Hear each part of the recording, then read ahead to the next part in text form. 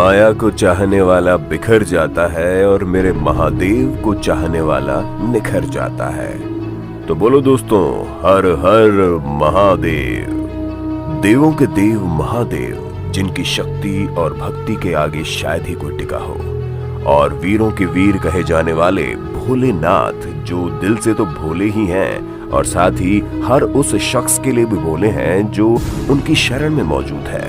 तो दोस्तों, ऐसे ही आज हम आपको महादेव के कुछ ऐसे स्थानों से रूबरू करवाने वाले हैं जो पूरे विश्व में प्रसिद्ध हैं और जिसके बारे में शायद ही कोई जानता होगा। तो ये जानते हैं आखिर कौन से हैं ये प्रसिद्ध स्थान, यानी महादेव जी के मंदिर। सबसे पहले है असत्य भमेश्वर महादेव मंदिर।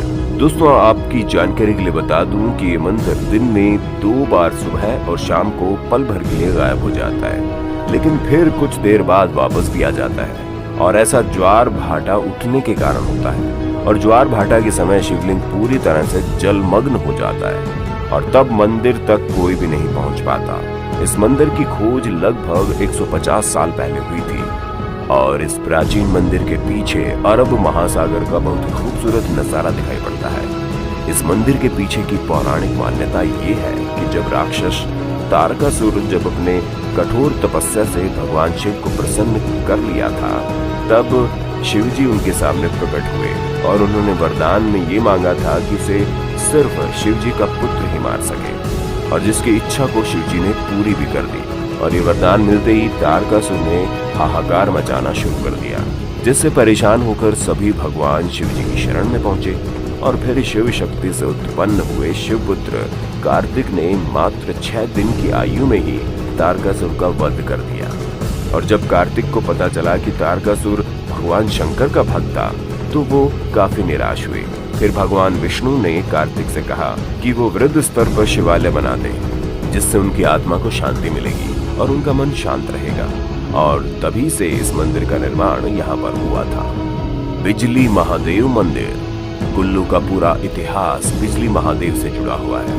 पूरी कुल्लू घाटी में ऐसी मान्यता है कि ये घाटी विशालकाय सांप का रूप है और इस सांप का वध भगवान शिव ने ही किया था। और जिस स्थान पर ये मंदिर है, वहाँ शिवलिंग पर हर साल में एक बार भयंकर बिजली जरूर गिरती है, और इस बिजली के गिरने से मंदिर का शिवलिंग खंडित हो जाता है। फिर वहाँ से पुजारी खंडित शिवलिंग के टुकड़े इकट्ठे करके मक्खन के साथ उसे जोड़ देता है, और फिर कुछ ही महीनों बाद शिवलिंग ठोस रूप में बदल जाता है।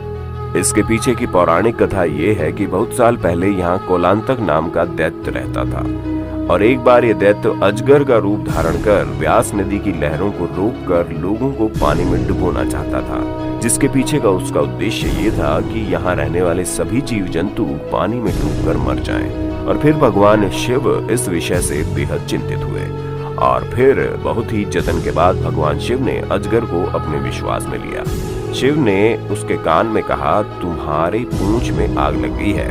और इतना सुनते ही जैसे ही कोलांतक पीछे मुड़कर देखने लगा, तभी भगवान शिव ने कोलांतक के सिर को अपनी त्रिशूल से आर पार कर दिया और फिर वो मर गया, जिसके मरते उसका शरीर एक विशालकाय पर्वत में तब्दील हो गया, और उसका शरीर धरती के जितने हिस्सों में फैला हुआ था वो पूरा का पूरा पर्वत में तब्दील हो गया। और जिसके बाद शिव ने इंद्र से कहा वो 12 साल में एक बार इस जगह पर बिजली गिराया करे।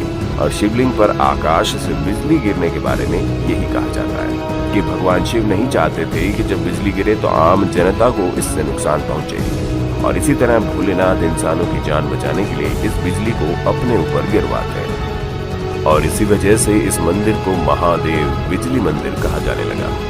लक्ष्मेश्वर महामंदिर। इस मंदिर की स्थापना से जुड़ी एक बहुत ही बड़ी कहानी प्रचलित है, जिसके अनुसार भगवान राम ने कर्ण और दूषण के वध के पश्चात अपने भाई लक्ष्मण के कहने पर इस मंदिर की स्थापना की थी। और इस मंदिर के गर्भ में एक शिवलिंग है, जिसकी मान्यता ये है कि इसकी स्थापना लक्ष्मण ने की थी। और इस शिवलिंग में 1 लाख छिद्र हैं, और इसलिए इसे लक्ष्य लिंग कहा जाता है।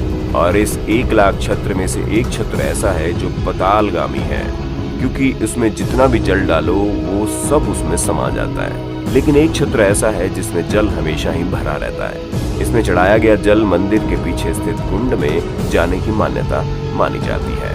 क्योंकि वो कुंड कभी सूखता ही नहीं और जो कि जमीन से लगभग 30 फुट ऊपर है, इसे स्वयं मिंगलिंग भी माना जाता है, जो कि बहुत ही आश्चर्यजनक पौराणिक कथाओं से घिरा हुआ है। तो दोस्तों, इनमें से कौन से मंदिर के बारे में आपको पहले से पता था?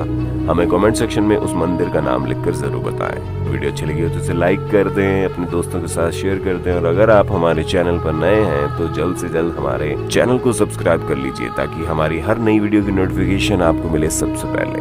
धन्यवाद।